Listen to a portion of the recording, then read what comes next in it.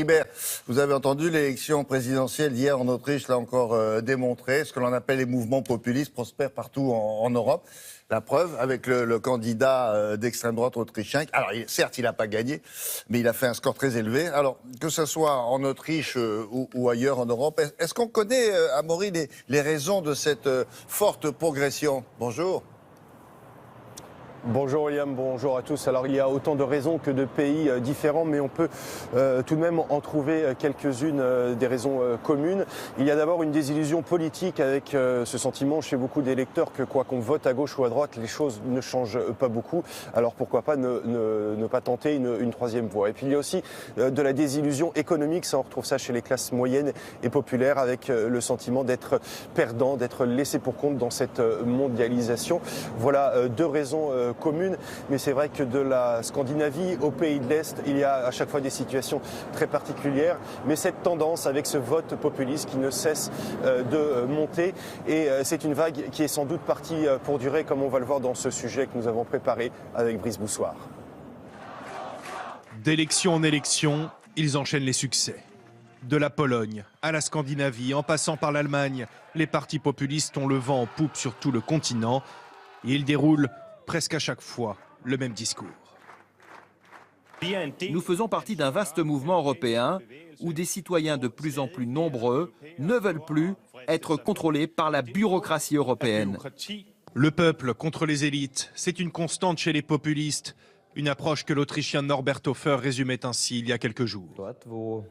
Dès que les élites s'éloignent des électeurs, ces élites perdent les élections. Ce n'est même pas une question de droite ou de gauche, mais de proximité. Dans beaucoup de pays européens, les populistes ont pourtant déjà gagné et accédé à cette élite qu'ils brocardent si souvent. En Norvège, ils participent au gouvernement. En Pologne, la vague droitière a remis les conservateurs aux commandes. Mais le précurseur de ce basculement, c'est bien lui. Viktor Orban, le Premier ministre hongrois, développe depuis maintenant 6 ans une politique qu'il conçoit comme une révolution conservatrice. J'ai le sentiment que nous sommes en train de vivre la fin de cette antidémocratie libérale dans laquelle on vit depuis 20 ans. Nous revenons à la vraie démocratie. Mais la démocratie, c'est aussi l'alternance. La vague populiste va-t-elle donc un jour refluer? Voici ce que disait le chef des populistes finlandais l'année dernière. Nous sommes là pour rester. Ils se sont fait une place durable dans le paysage politique européen. Alors justement, une place durable dans le paysage politique. En Allemagne, par exemple, que vous connaissez bien, les élections auront lieu l'année prochaine. Est-ce que l'on craint dans ce pays une vague populiste ?